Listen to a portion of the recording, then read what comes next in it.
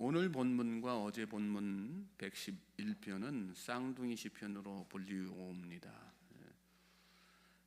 형식도 비슷하고 또 분량도 똑같죠. 10절 말씀, 10절 말씀.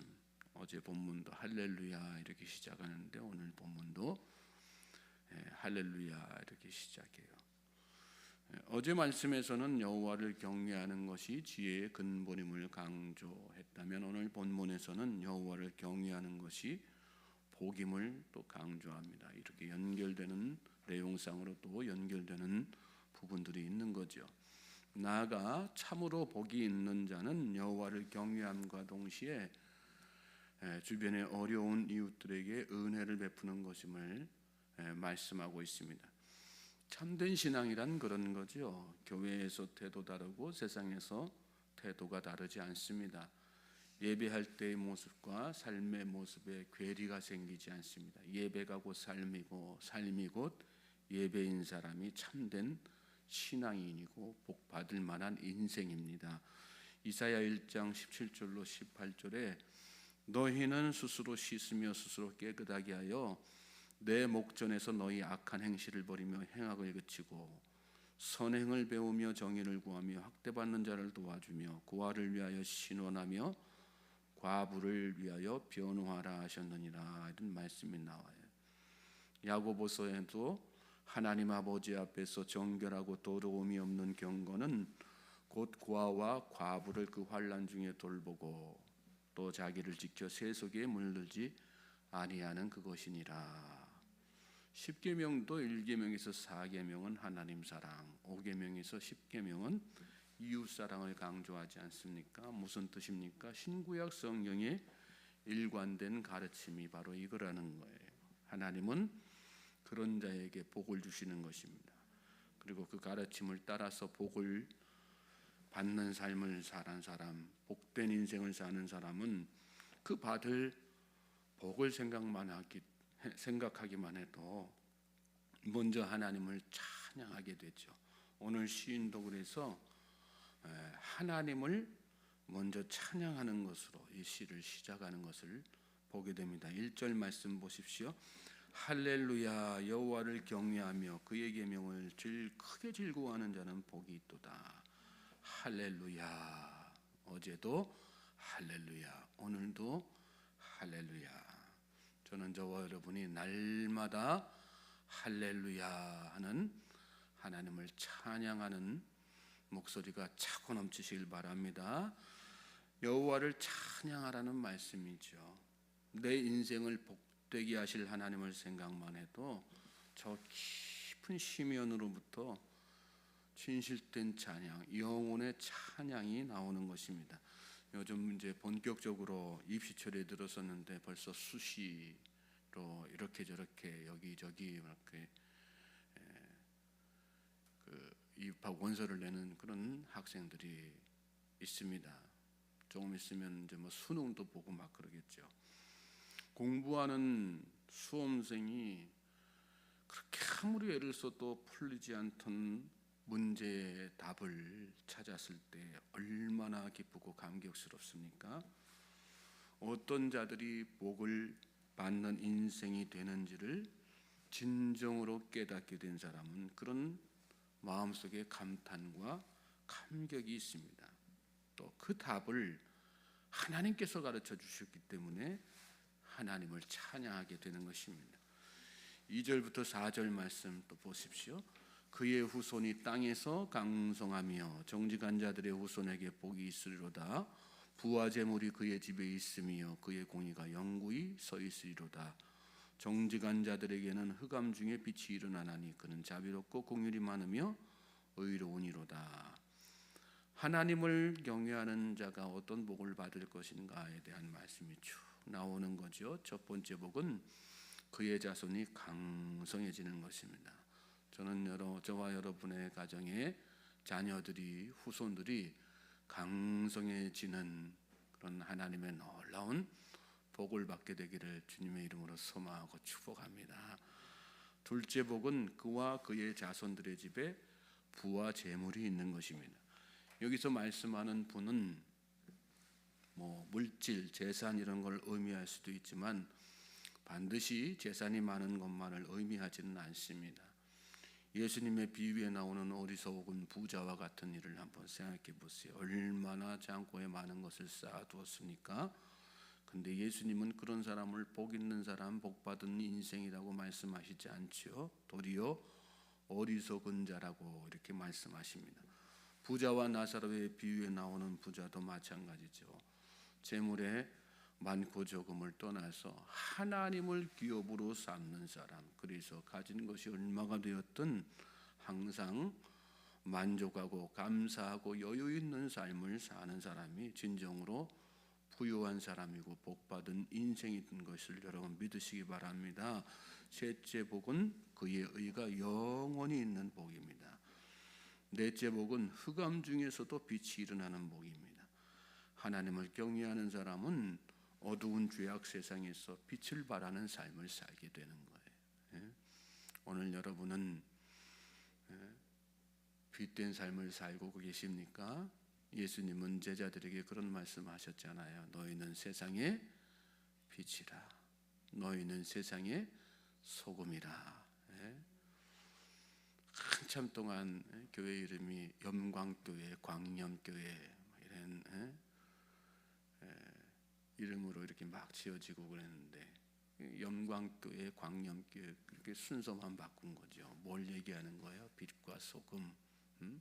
교회는 세상의 빛이고 소금이어야 된다. 성도는 세상의 소금이고 빛이어야 된다. 그런 메시지를 담은 거 아니겠어요? 우리 지방에는 목사님도 이름을 광염이라고 지은 목사님이세요.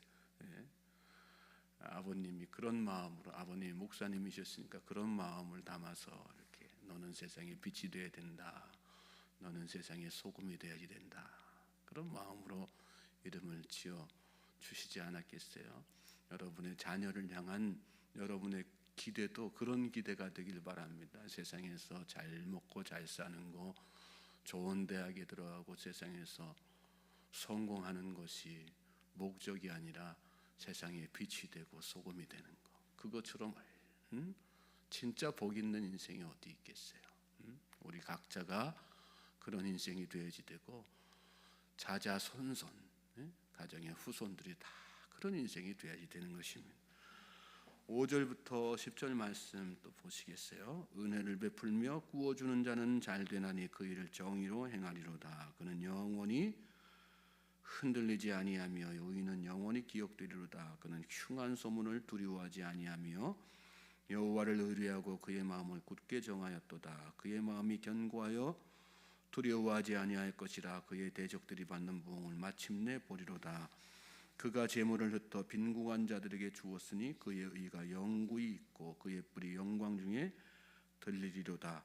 악인은 이를 보고 한탄하여 이를 갈면서 소멸되리니 악인들의 욕망은 사라지리로다.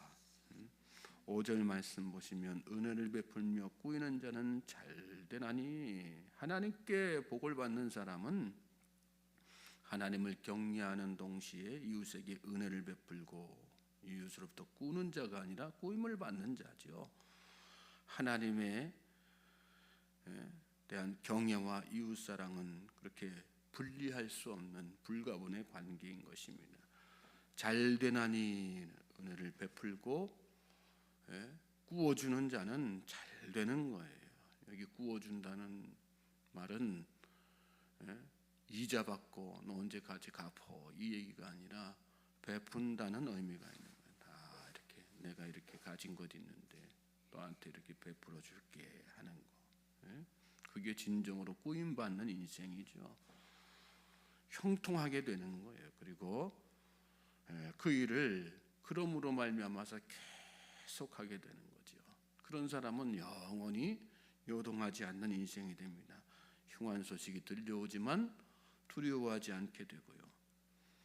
그는 하나님을 의뢰하고 이웃에게 은혜를 베푸는 그 두 가지 일을 삶의 목표를 이렇게 정하고 이렇게 계속해서 살기 때문에 그런 거죠. 그러니까 요동치가 않는 거예요. 그 기쁨을 알기 때문에, 그 은혜를 알기 때문에 계속해서 마음을 굳게 정하고 이렇게 하루하루 살게 되는 것이죠. 저는 저와 여러분이 그런 일에 마음을 굳건하게 정하는 인생 되기를 주님의 이름으로 소망하고 축복합니다. 어제도 제가 우리 권사님의 사위분 장로님에 대해서 이렇게 잠깐 언급을 드렸는데요. 그 장로님이 장로직분으로 받아가지고 교회 생활 이렇게 하면서 자신의 삶의 변화 중에 가장 큰 변화를 바로 이런 것에 대한 간증을 하셨어요. 우리 교인들을 위해 가지고 고기를 구워주는 일을 막 하고 다른 사람들 날마다 이렇게 어려운 사람들 바퍼 운동하면서 앞장서서 막 그런 일을 막 하면서 그 일을 하면서 삶이 고되지만 직장 생활하면서 삶이 고되지만 그 일을 계속해 나갈 때 굳은 마음으로 막 그 일을 계속해 나갈 때 그 일을 통해서 주시는 하나님의 은혜가 있더라는 거예요. 아, 이게 하나님께서 나에게 주신 은사구나.